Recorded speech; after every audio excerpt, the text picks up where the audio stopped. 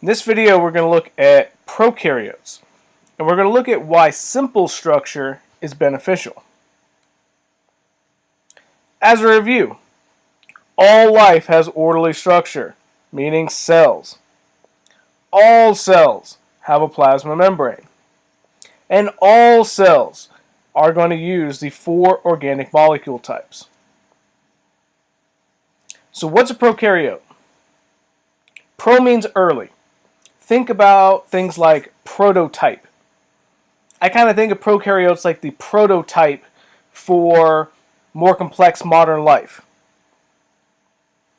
They were the first life. And today we see them as bacteria.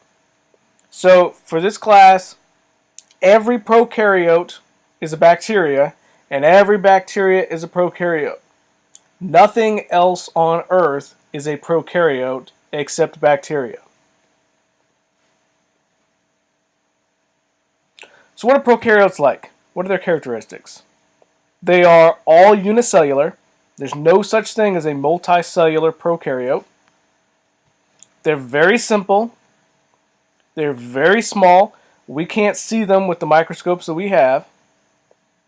And most importantly, and we'll get more into this as we go along, they do not have membrane-bound organelles. You're going to hear me say this a lot. Pro, have, no. Alright, and what this means is that nothing inside of a prokaryote has its own membrane. The cell itself has a membrane, nothing inside does. I kind of think about this like a studio apartment. There's walls around the apartment, but there's no rooms with walls inside of it. So what exactly is an organelle? It's a part of the cell that has a specific function. I kind of think about it like a cell organ. Organelle is a organ for the cell. All right? And the organelles that prokaryotes have do not have their own membranes. We're going to see in the next lesson that some cells do. But for prokaryotes, there's no additional membranes. The entire cell has just the cell membrane, and that's it. So what are the parts? So these are going to be ones that are found in all cells. Plasma membrane, so that goes around the cell. Cytoplasm, ribosomes, and DNA. Very important to remember these things. Alright, so we're going to use this as our example of a prokaryote. Not all of them look like this, but this is a good example. So, here is my cell membrane. Alright, it goes around the whole cell, controls what goes in and out. Inside of that is the cytoplasm. And this is just fluid in the cell where in a prokaryote all the reactions take place. Everything's just kind of floating around in this fluid, in this cytoplasm. We also have floating around these dots, which are ribosomes. And you can notice that if you blow these up, there's actually 2 parts to them.